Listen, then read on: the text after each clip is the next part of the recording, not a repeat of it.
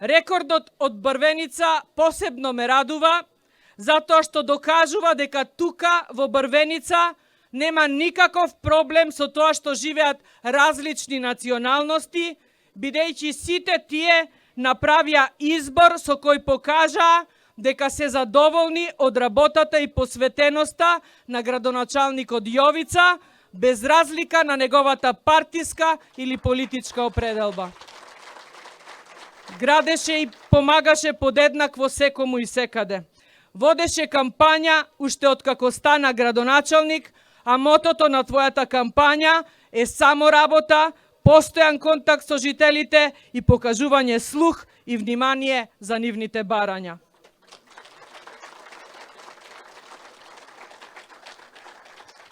Резултатот го видовме на 24 април, резултатот ќе го видиме и на 8 мај. Сме немале понеспособни влади од овие последниве. Сме немале полоши представници надвор од Македонија од овие досегашните. Сме немале толку срам и понижувања видено и доживјано, колку што тоа ни се случуваше изминативе 7 години. Сите вредности ги испревртеа и срушија. Владеја само со моќ и надгласувања. Ги избркаа паметните, за да не слушаат нивни совети и критики. Завладеа со просечност и подпросечност, со сомнителни дипломи, уште посомнителни тендери и со никаква одговорност.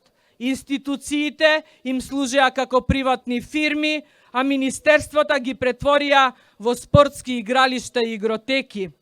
А здисаа без мерка и усул. Ете затоа им се случи народ. Но убеден сум дека на 8 мај сите заедно ќе направиме уште еден чекор кон историјата и ќе донесеме толку убедлива победа што во македонскиот парламент коалицијата Твоја Македонија и ВМРО ДПМН ќе имаат 61 пратеник, а еден претседател ќе биде Гордана Силјановска Давкова. Повеќе од 22 години се утепаа од крадење. Голтари влегува во политика, а сега живеат како блискоисточни шеици во своите хациенди таму некаде по планините на Стогово и во Зајас. Не може така. Затоа мора да има одговорност.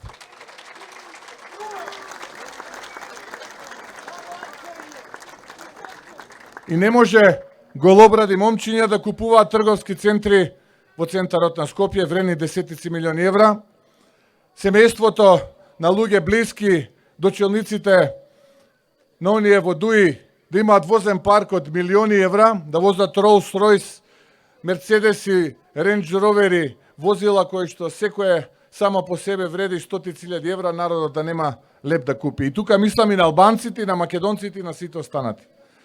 Народот очекува веднаш резултати и тоа ќе го испорачам. Имаме план, имаме програма, знаеме како и бидете уверени дека веднаш после 9 мај почнуваме со план, со агенда како да ги испорачаме резултатите од како ќе формираме владата. Има политички партии кои што на овие избори излегоа со свој кандидат кој што се представуваше пред граѓаните во Македонија како опозицијски кандидат и ги бараше гласовите од граѓаните во Македонија кои што се антивладини гласови. И добија определен број гласови, неколку десетици илјади гласови. Слушам дека наоколу активистите на тие политички партии зборуваат и се обраќаат кон граѓаните во Македонија зошто да гласате за ВМРО ДПМН, тие секако ќе победат, гласајте за нас, ние секако сме во коалиција со ВМРО ДПМН. Тоа не е точно. Тоа е манипулација и тоа е лага. Едно е само вистинито, а тоа е дека идната влада ќе предводи коалицијата Твоја Македонија и ВМРО ДПМН, а иден претседател ќе биде Гордана Силјановска Давкова. Се останато е манипулација и лага.